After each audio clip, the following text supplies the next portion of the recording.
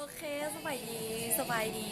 ทุกคนเนาะสบายดีทุกคนที่เข้ามาเบิ่งคลิปวิดีโอนี้เนาะวันนี้มุกก็จะมาบอกเคล็ดลับหรือว่าเคล็ดลับนั่นเองเนาะในการถ่ายคลิปวิดีโอแบบไหนเนาะให้ออกมาแจ้งและให้ภาพที่สวยงามและคลิปวิดีโอที่ออกมาแบบภาพที่แบบว่าแจ้งเนาะในเมื่อที่ว่าหลายคนถามมุกเข้ามาว่าถ่ายคลิปวิดีโอแบบไหนให้แจ้งใส่กล้องบอหรือใส่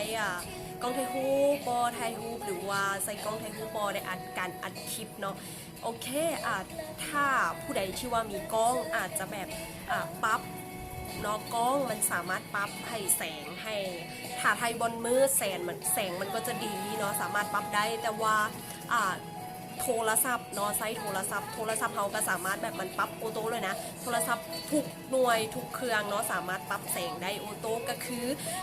เวลาเราออกไปแดดเนาะแสงมันก็จะบึ้บขึ้นมาเองเนาะและเวลาที่เขาเข้าโฮมเนาะทายอยู่โฮมแสงมันก็จะยุบลงเพราะว่าอย่างโทรศัพท์ทุกหน่วยเนาะสามารถปรับแสงออโต้เลยเนาะโอเสือลองเฮ็ดเบิ่งเนาะถ้า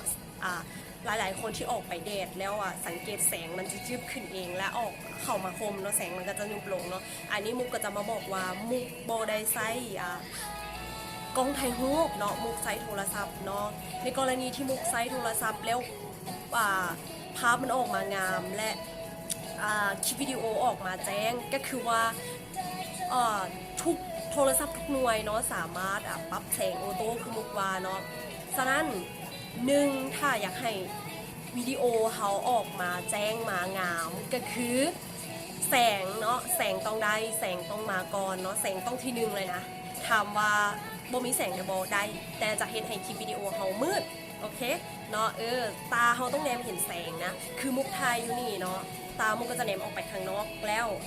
แสงมันจะสะท้อนเข้ามาและจะเห็นให้วิดีโอเขาออกมาแจ้งและออกมางามเนาะ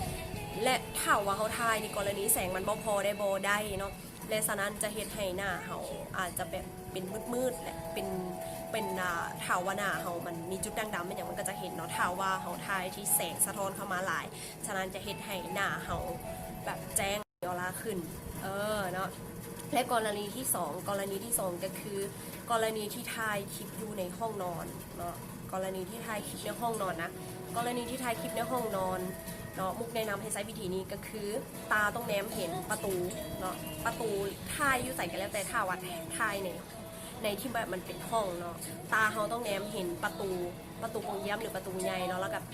แสงมันจะได้เนาะเวลาปิ้นหน้าออกไปและแสงมันจะท้อนเข้ามาแล้วจะเห็นให้วิดีโอนั้นออกมางามเนาะและรูปนั้นออกมางามเนาะอันนี้สามารถไปแนะนำไปนำไส้เนาะที่มุกบอกว่าเพราะว่ามุกไส้ตัวจริงเนาะหรือว่าจะใส่อีกวิธีหนึ่งก็คือใส่แผ่นโฟมที่เขาใส่อาหารนะเนาะสามารถไปโปร่งฟ้าแล้วให้มันสะท้อนเวลาไฟมันตกลงมาแล้วมันจะสะท้อนแสงเข้าหน้าแล้วจะเห็นให้คลิปนั้นออกมาแจ้งหรือจะใส่เจียเหลื่อมเนาะเจียเหลื่อมที่เขา